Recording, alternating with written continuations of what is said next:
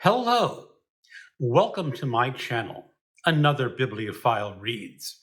My name is Greg, and this is the first of 20 planned videos where I am searching for the great 20th century short stories. I have a list of short stories that I have pre-selected that I think qualify as some of the greatest short stories of the 20th century, and I'm going to be reading one per week and making these short little videos about what I think about the short story. And the first one on my list is To Build a Fire by Jack London. Originally published in 1908, it was based on an earlier short story of the same title, similar in subject, but not quite the same. Now, Jack London was one of the great early American rising stars of literature. He only lived to the age of 40. He died in 1916, really too young. And he was a really good author. I have read, of course, To Build a Fire. This is about my fourth time reading that short story. And I have read his novels, Call of the Wild and White Fang. He has another bunch of other novels like Martin Eden and The Iron Heel. The Iron Heel is one of the early examples of dystopian literature. But this is about To Build a Fire. It is the story of a man out in the Yukon of Alaska, early 19th century. It doesn't spell it out. Oh, I'm sorry, early 20th century, it's the 1900s. It doesn't say the exact date, as I remember, but he is an unnamed character. And he is moving out from Sulphur Creek. I looked that up in the internet. I asked what the temperature was at Sulphur Creek, and it gave me the temperature of Nome, Alaska. So somewhere around there, I think. I'm not positive. But he's heading out into the wilderness to go to another camp. And he has his dog with him. And it's really rather a cold day. And the old timers gave him some advice. If they say it's 50 below zero Fahrenheit, do not travel alone. This man ignored the advice of the old timers. Jack London describes him this way. He was a newcomer in the land, a chiachko. I presume that's an Eskimo term. And this was his first winter. The trouble with him was that he was without imagination. And I think that lack of imagination is really crucial to this story because he is not imaginative enough to believe the old timers when they say that don't go out in the cold alone. Now, he's not quite alone. He has a dog with him, but he ventures out anyway. And it's 75 degrees below zero Fahrenheit. The problem with him is he tries to cross a stream bed and he soaks his moccasins.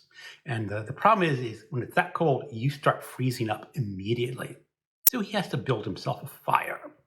And he gathers all the twigs from a tree. And under that tree, he starts building his fire. Critical mistake. He was supposed to build that fire away from the tree because, of course, the fire not only is warming his feet, but it's warming the snow in the boughs above the fire. So when it gets warm enough, the snow falls down and extinguishes his fire. And now he's not only critical, but it's life or death. And he tries very hard to build a second fire away from the trees. But it's so cold that his fingers stop working. They can't move in the cold for very long.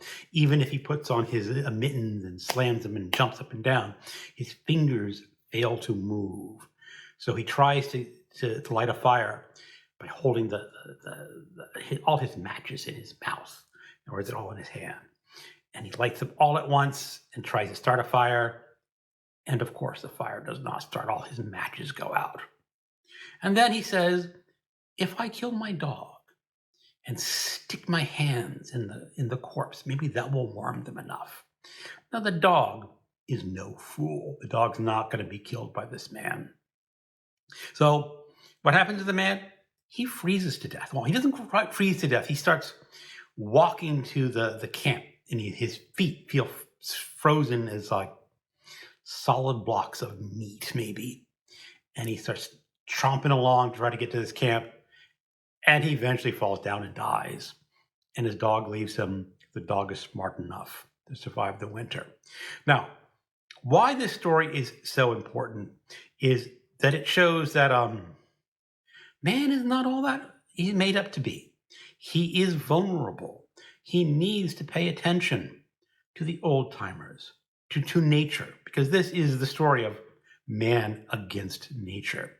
And it is, like Jack London said, it's his lack of imagination.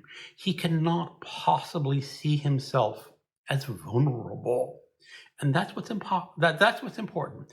If he had saw himself as vulnerable and brought along a colleague, or just waited for the weather to warm up a little bit, he would not have died. It was his vanity, his lack of imagination that killed him.